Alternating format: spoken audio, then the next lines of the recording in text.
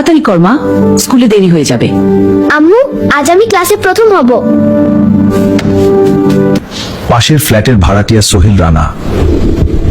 বাইরে স্বাভাবিক হলো মানুষ মনে হলেও, রামেসা এদিকে আসো, তোমার জন্য চকলেট রেখেছি। সত্যি আঙ্কেল? সরল বিশ্বাসে ছোট্ট রামিসা সেই ফ্ল্যাটের ভিতরে ঢুকে পড়ে। রামিসা এদিকে আসো, তোমার জন্য চকলেট রেখেছি।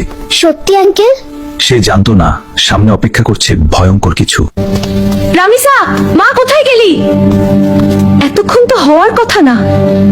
দরজার সামনে মেয়ের জুতা দেখে মায়ের বুক হঠাৎ কেঁপে ওঠে, তার মনে ভয় ঢুকে যায়।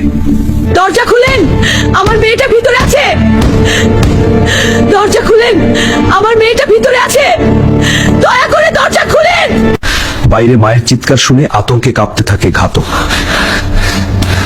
তারপর সে নেয় আরো ভয়ঙ্কর সিদ্ধান্ত। দরজা ভাঙেন, নিশ্চয়ই ভিতরে কিছু হয়েছে। এতক্ষণ দরজা খুলছে না কেন? কিছু একটা হয়েছে ভিতরে, এখনই ভাঙো।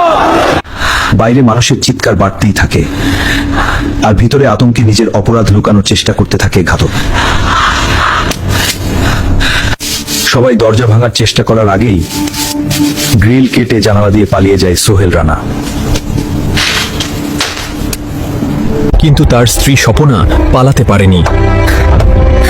জনতা তাকে আটকে পুলিশের হাতে তুলে দেয়। কেউ কিছু স্পর্শ করবেন না, পুরো ফ্ল্যাট তল্লাশি করা হবে। প্রযুক্তির সহায়তায় মাত্র 10 ঘন্টার মধ্যেই নারায়ণগঞ্জ থেকে ধরা পড়ে প্রধান আসামি।